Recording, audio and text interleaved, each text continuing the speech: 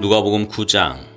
예수께서 12제자를 부르셔서 그들에게 모든 귀신을 다루고 병을 고치는 권세와 능력을 주셨다. 예수께서 하나님 나라의 소식을 전하고 병자를 고치는 일을 제자들에게 맡기셨다. 예수께서 말씀하셨다. 잔뜩 준비하지 마라. 간소하게 하여라. 너희 자신을 준비하여라. 고급 여관도 안 된다. 적당한 곳을 찾아가 떠날 때까지 그곳으로 만족하여라. 사람들이 너희를 맞아들이지 않거든 그 마을을 떠나거라. 소란 피울 것 없다. 무시해버리고 너희의 길을 가면 된다. 제자들은 위임을 바꿔서 길을 나섰다. 그들은 이 마을 저 마을로 다니면서 하나님의 최신 소식 곧 메시지를 전했고 가는 곳마다 사람들을 고쳐주었다. 통치자 헤롯은 이런 일들이 진행된다는 이야기를 듣고서 어떻게 받아들여야 할지 몰랐다.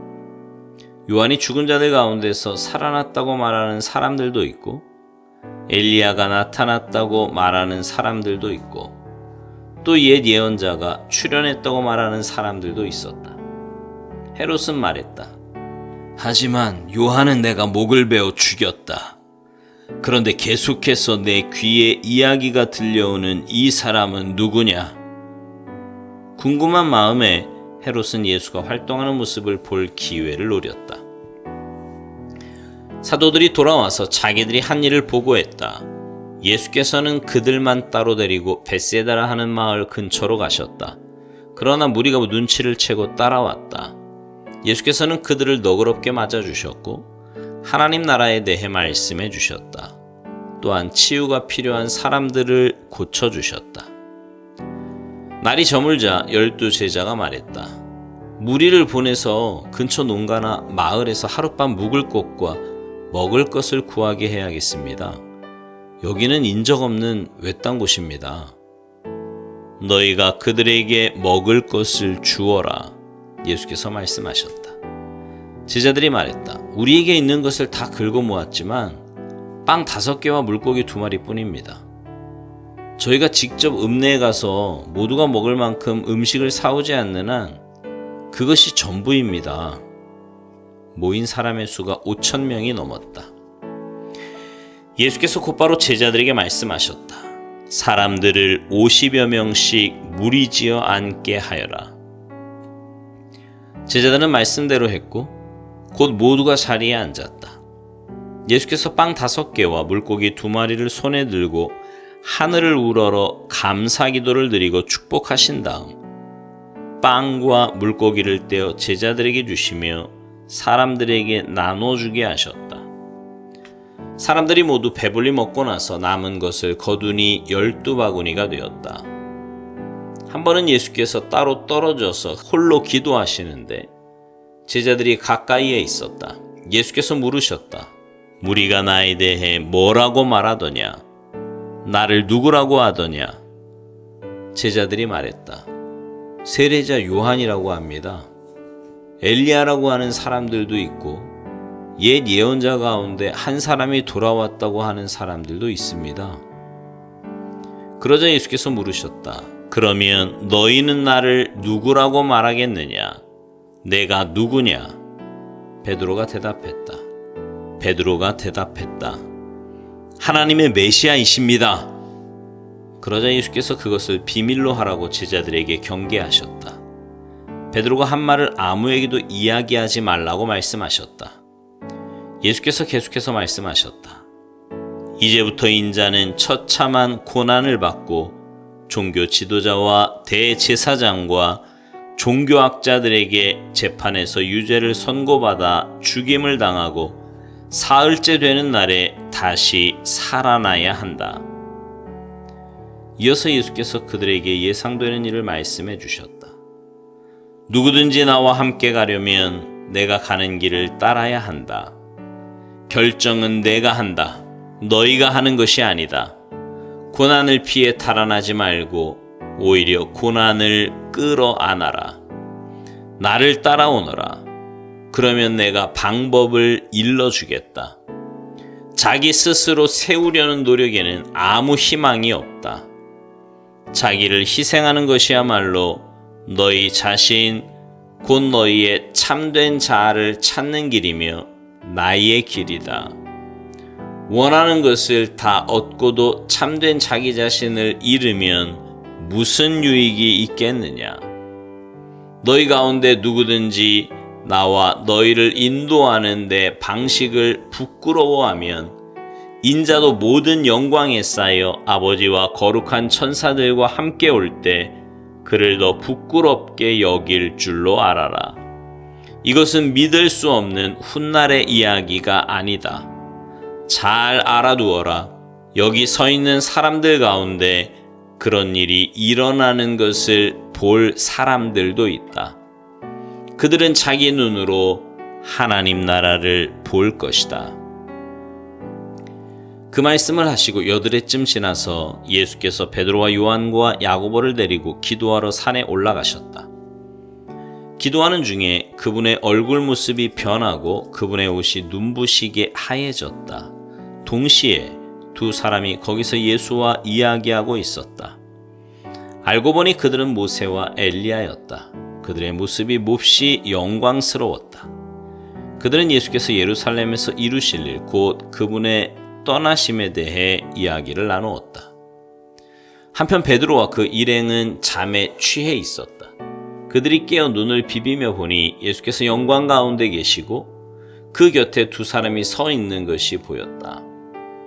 모세와 엘리야가 떠난 뒤에 베드로가 예수께 말했다. 주님, 지금은 중대한 순간입니다. 기념비 셋을 세우는 것이 어떻겠습니까? 하나는 주님을 위해, 하나는 모세를 위해, 하나는 엘리야를 위해서 말입니다. 이것은 베드로가 무심코 내뱉은 말이었다. 베드로가 이렇게 말을 하고 있는데 비처럼 환한 구름이 그들을 덮었다. 구름 속에 묻히자 그들은 하나님을 깊이 느끼게 되었다. 그때 구름 속에서 한 음성이 들려왔다. 이는 내 사랑하는 아들, 내가 택한 자다. 그의 말을 들어라. 그 음성이 사라지자 그곳에 예수만 홀로 계셨다. 그들은 한동안 할 말을 잃은 채로 있었다. 그들은 자기들이 본 것을 그때에는 아무에게도 말하지 않았다. 이튿날 그들이 산에서 내려오니 큰 무리가 그들을 맞이했다. 무리 가운데 한 사람이 외쳤다. 부탁입니다. 선생님, 제 아들 좀 봐주십시오. 하나뿐인 제 자식입니다. 귀신이 아이를 사로잡을 때마다 아이는 갑자기 비명을 지르고 경련을 일으키며 입에 거품을 뭅니다. 귀신은 아이를 때려서 검푸른 멍이 들게 해놓고서야 떠납니다. 제가 아이를 구해달라고 선생님의 제자들에게 부탁했으나 그들은 하지 못했습니다. 예수께서 말씀하셨다.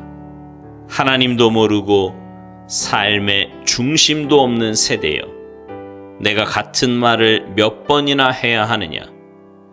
얼마나 더 참아야 하느냐? 내 아들을 이리 데려오너라. 아이가 나아오자 귀신은 아이를 바닥에 내동댕이 치고 경련을 일으키게 했다. 예수께서 더러운 귀신에게 나가라고 명하시고 아이를 고쳐서 그 아버지에게 돌려주셨다. 사람들이 모두 고개를 끄덕이며 하나님의 위대하심과 그분의 크신 위엄에 놀라워했다. 사람들이 둘러서서 그분이 하시는 모든 일을 보고 감탄하고 있는데 예수께서 제자들에게 말씀하셨다. 이제 내가 하는 말 하나하나를 마음에 두고 곰곰이 새겨보아라. 인자는 사람들의 손에 넘어갈 것이다. 제자들은 예수께서 하시는 말씀을 알아듣지 못했다. 마치 예수께서 외국어로 말씀하셔서 그들이 전혀 감을 잡지 못하는 것 같았다. 당황한 그들은 그 말씀이 무슨 뜻인지 예수께 묻지도 못했다. 제자들은 그들 가운데 누가 가장 유명해질지 말다툼을 벌이기 시작했다. 예수께서 그것이 그들에게 아주 중요한 문제인 것을 아시고 어린아이 하나를 곁으로 데려와 말씀하셨다.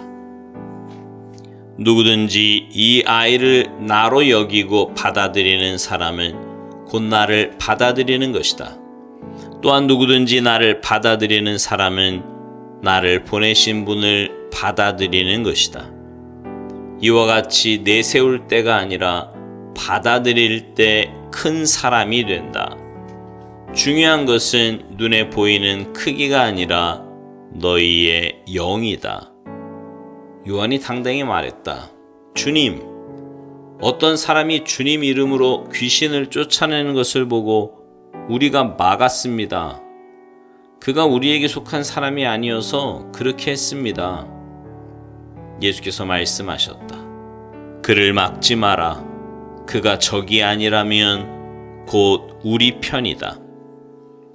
승천하실 때가 가까워오자 예수께서 마음을 단단히 먹고 용기를 내어 예루살렘을 향해 길을 떠나셨다. 예수께서 심부름꾼들을 앞서 보내셨다.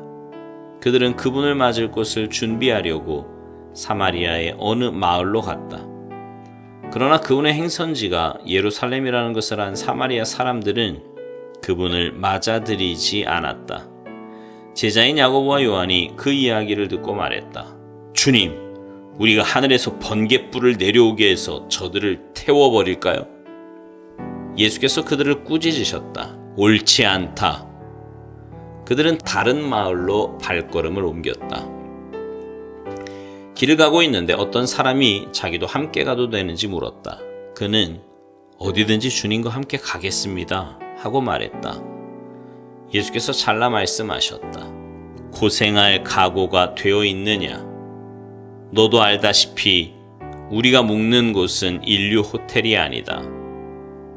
예수께서 또 다른 사람이 말씀하셨다. 나를 따라오너라.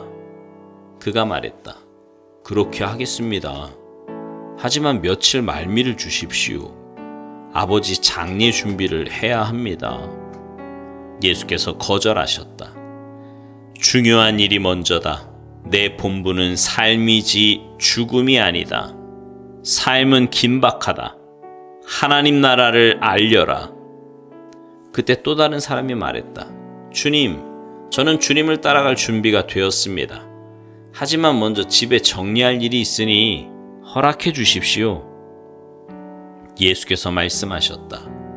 머뭇거리지 마라. 뒤돌아보지도 마라. 하나님 나라를 내일로 미룰 수는 없다. 오늘 기회를 잡아라. 아멘.